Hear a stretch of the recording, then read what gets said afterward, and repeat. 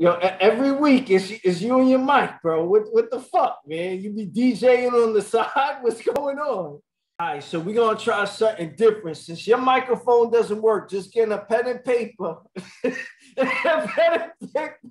start putting up little notes.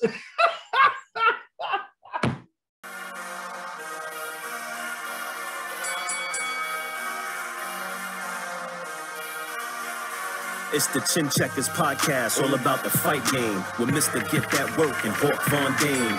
Grab your device of choice and tune in. You'll never know what topics gonna get it on the chin.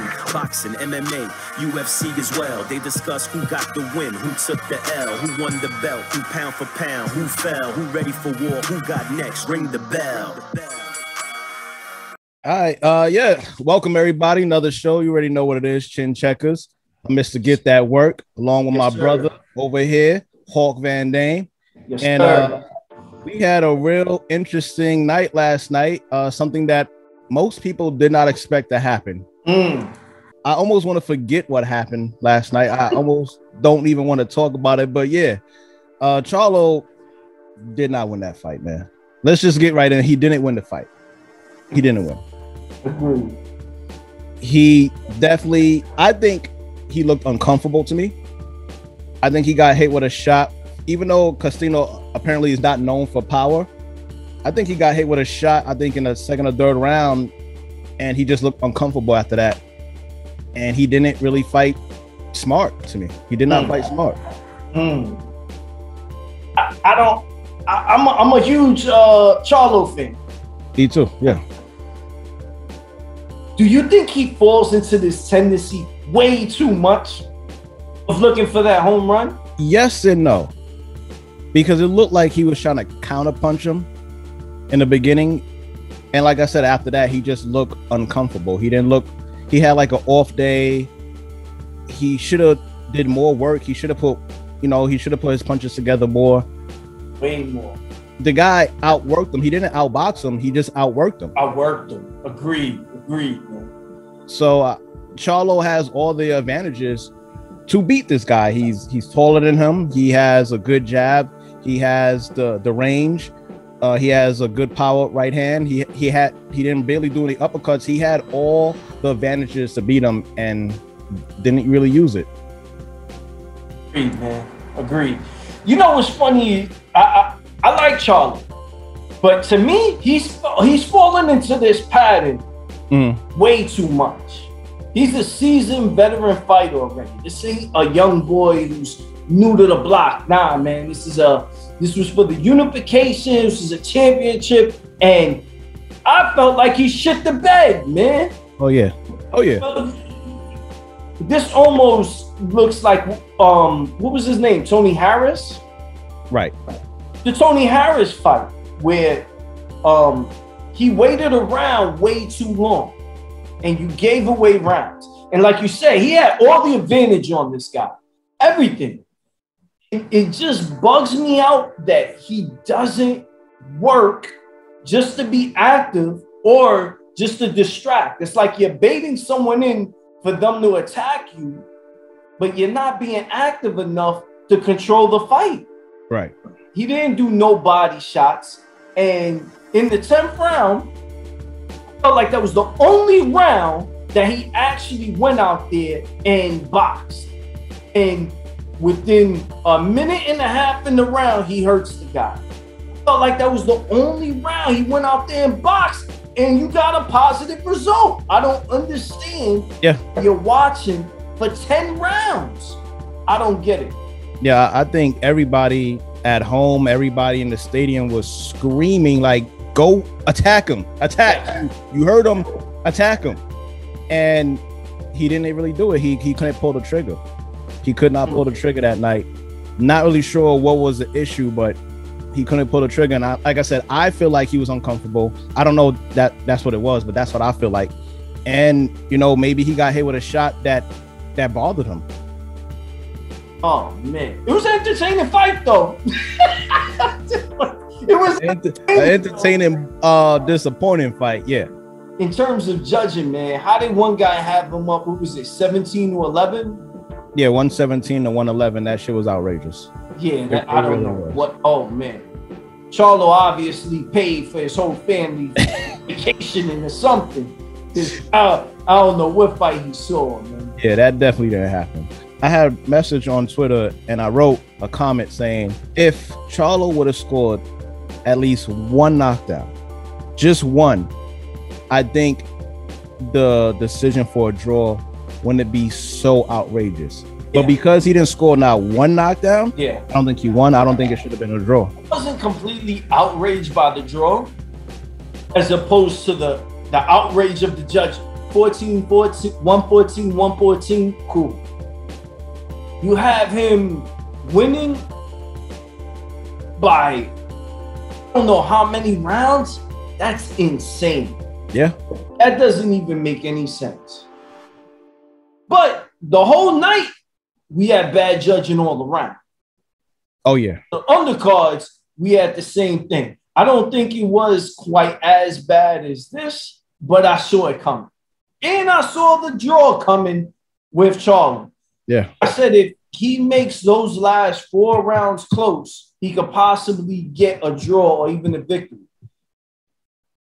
And he hurt him in the 10th, but that 11th and 12th were real close, man. It was too close where, like you said, I think Castano pulled it out, man. Yeah, he did. He didn't get the victory, but he deserved it, and I like Charlo. I don't want to make it seem like I don't like him or dislike him. I'm not one of those people who hate on him, but if you won, you won. Just like when he fought, how you brought up Harrison in the first fight, I actually thought he did enough, to me, in my opinion, to beat Harrison. I didn't think Harrison did enough to actually beat him. If it was a draw, I wouldn't even have been outraged. I would have been like, oh, I could see that. Yeah. But I didn't think Harrison did enough to beat him. In this fight, he didn't do enough to keep his title. He didn't. Agree. I'm not outraged with the draw, but I agree 100%. And we're both fans of Charlo's here. Do you now appreciate Mayweather going in Tank's corner telling him, yo, you're down on an unofficial and you need to go out there and do your thing? Because I feel like Derek James should have been telling Charlo that since like round 9. Like, yo, I need you to go out there and I need you to pick it up. I need you to hurt this dude. I need you to try and get him out starting right now because you're down. And he didn't tell him that he needed a knockout until the last round. Yeah, I agree, brother. The 10th round, the 10th round, he wobbles him. He should have been in his ear from the 11th to the 12th, telling him that. Yeah. And he should have told him, like you said earlier, but definitely once he wobbled him in that 10th, it's go time. You can't let it go to the judges. And the weird thing is, there was no urgency even from Charlo.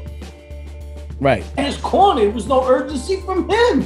Like I said, I just feel like Derek James should have told him earlier. I feel like, honestly, when it got to the 5th round, that's when he should have been like, look, this is not going the way we expected.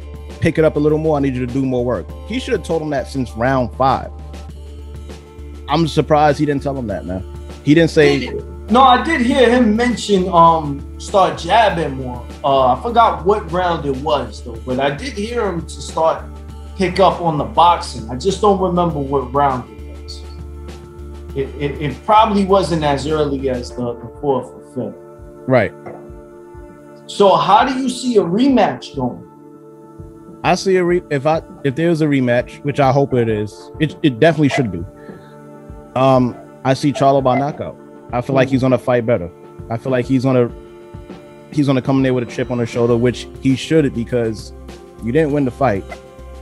And he's gonna come in there trying to prove to everybody that, hey, maybe the first one was a draw or whatever. Like, whatever the chip that he's gonna have on his shoulder, whatever he's gonna have in his mind, he's gonna come in there and I think he's gonna perform better.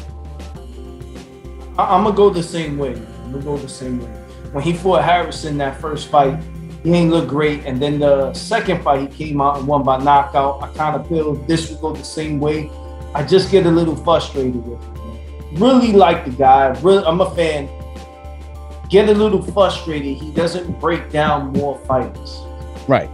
Break them down systematically over the course of time. You don't always have to go for the knockout. And I think he got frustrated with this guy's tight guard, yet you didn't force anything. You try to punch through the pillars, the earmuff defense, you try to push through it rather than maybe set it up with a 1-2 and go downstairs. You know? So I'm going to go knockout hopefully they have an immediate rematch, but I'm going to go Charlo knockout in the rematch. Yeah. So perfect, man. I'm going to put it a little later, maybe 9th, 10th round. I'll rock with you. Yeah. Charlo knockout. Criticism's criticism. We're critiquing him. Yeah, he didn't win that fight. Yeah, I think they showed I think there was a poll. There's plenty of polls everywhere, and one of them was like 73% thought that the other Castano, they thought he won.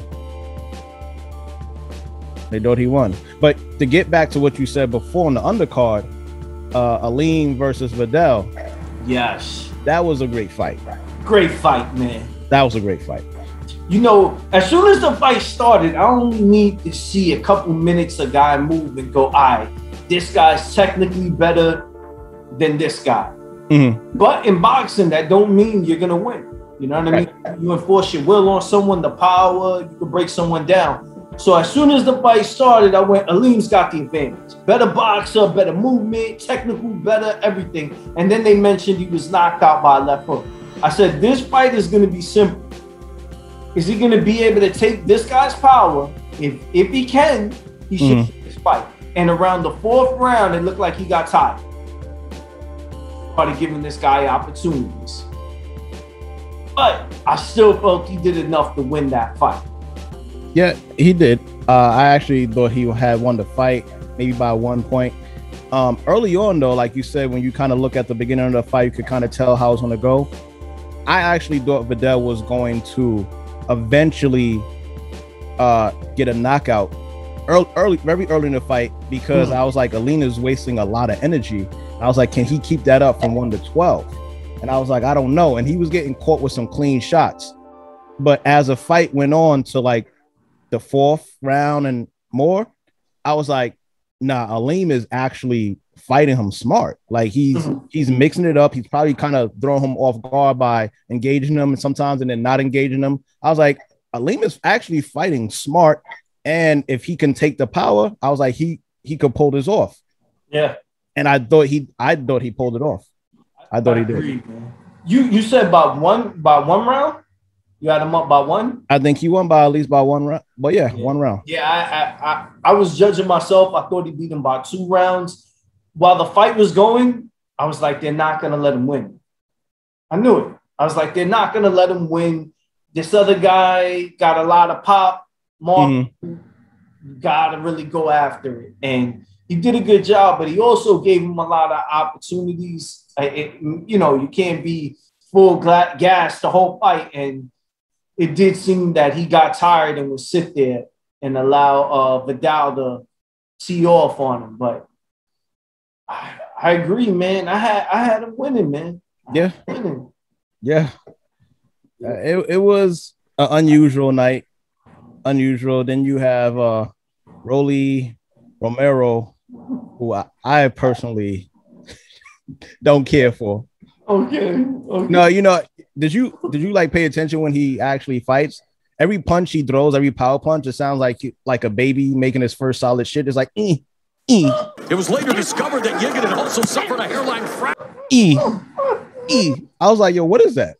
I was like, is that coming from him? I was like, oh my God. Yes. But, he has a weird fighting stance, man. He fights like, everybody says it looks like a street fighting stance. To me, it looks like a guy who doesn't want to get hit. That's what it looks like to me. It looks like he has very wide, and he looks like he doesn't like getting hit at all. I got the perfect comparison for you. Darchinian.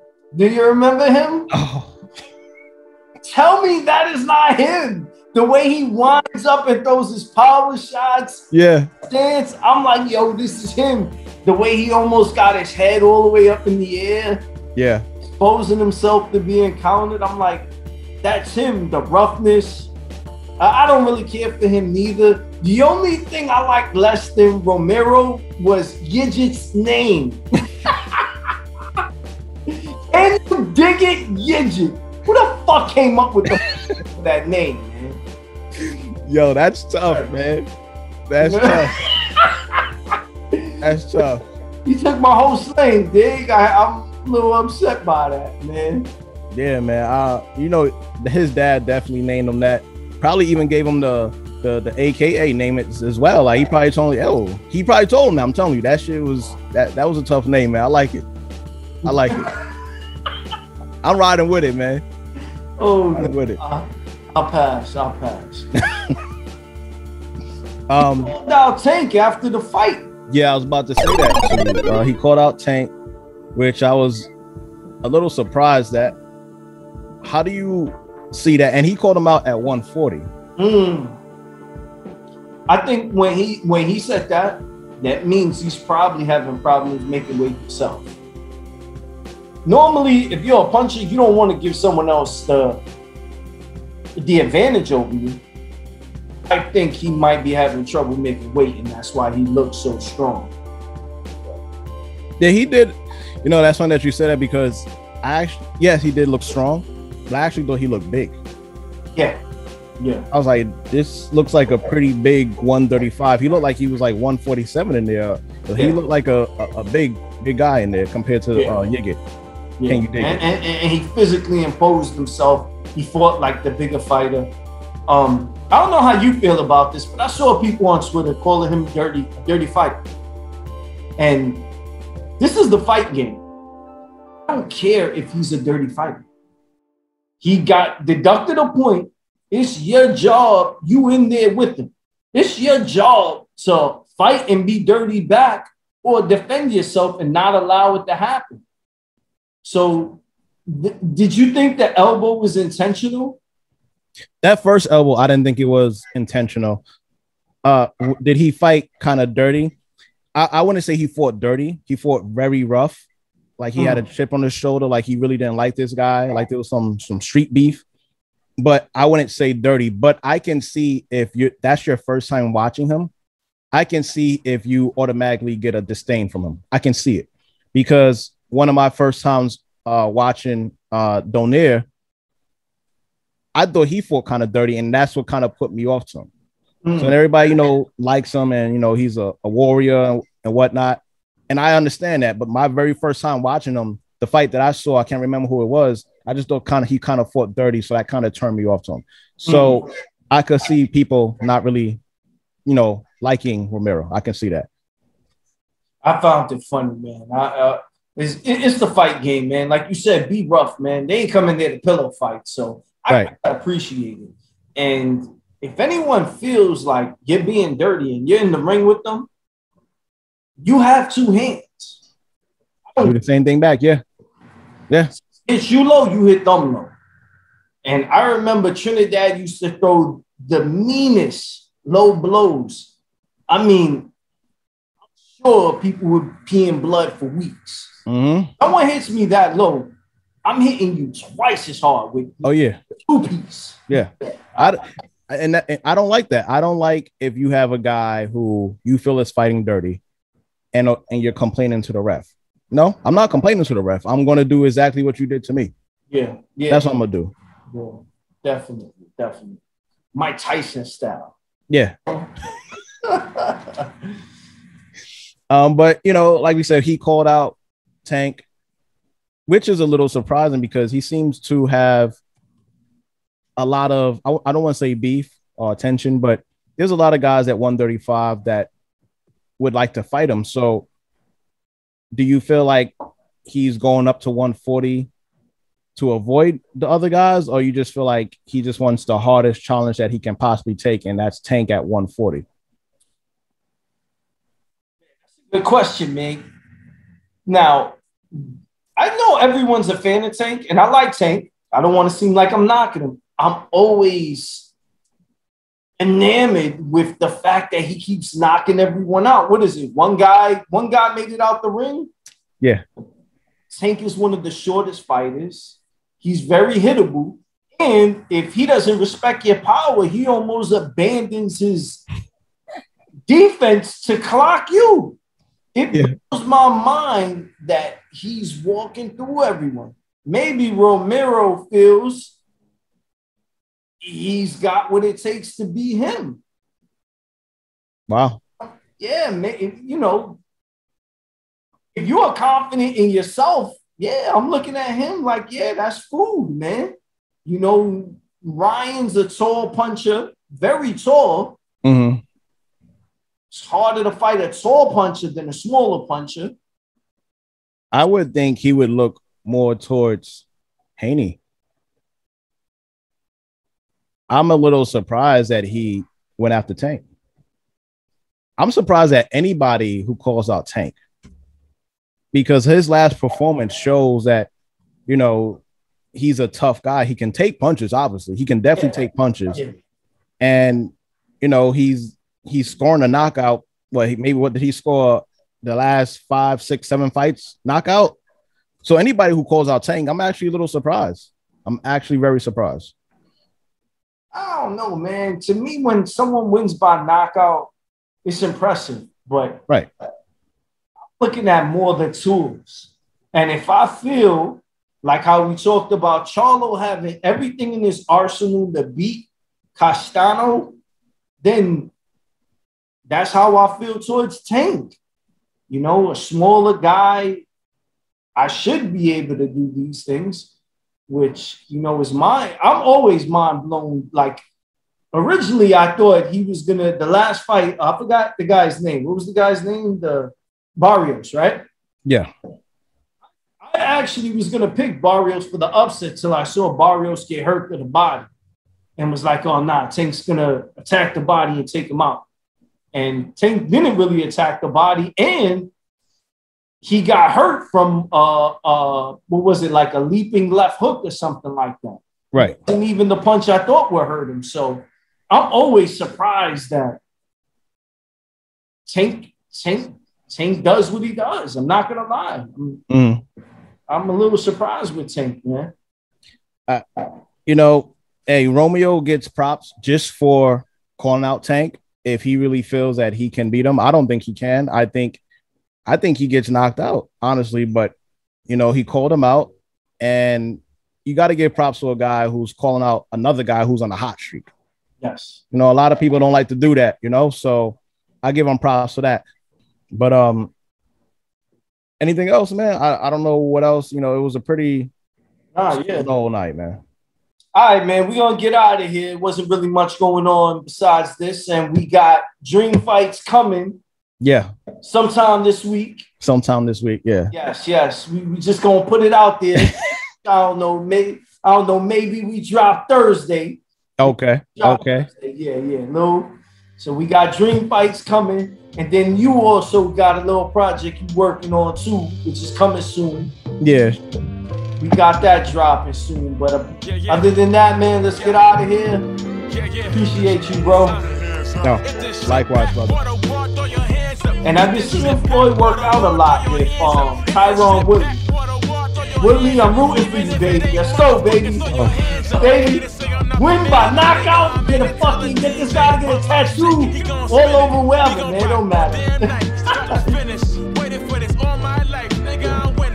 I'll just let it record just in case some funny shit happens. But yeah, that's it, man.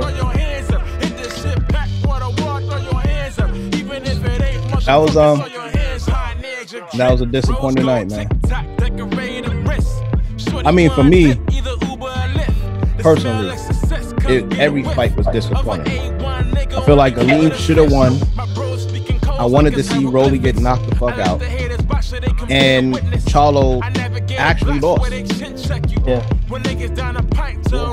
Disappointing all around. Yeah, I kind of feel the same way, man. I was entertained, though. I think the judgments were bad for boxing. But the actual fights, man, the fights were all good, man. The fights were good. Yeah. The fights were good. Even the Yigit and Romeo. I mean, yeah. But that was pretty entertaining, too. Not gonna lie, man, that 117 to 111, I kind of saw that shit coming. I was like, watch one judge have his head up his ass completely. That shit don't make no sense. I didn't look at it. I want to see. I'm gonna take time and look at it. I want to see what rounds that judge gave him. It don't matter. It don't matter. It doesn't, but I still want to see how he. There's only maybe two convincing rounds on Charlo's part. I think the second and the 10th. That was it, man. Everything else was close, and I mean close in terms of he was actually losing. Just off of my memory right now, I only give him 3 rounds. Clear. I give him first, second, and 10th. That's the only 3 rounds that I feel that he actually did win. Now, maybe when I go back and watch the fight again, I can, maybe that round is close. I can give it to him. But even when you do that, I don't even like doing that. Yeah, because you're being biased.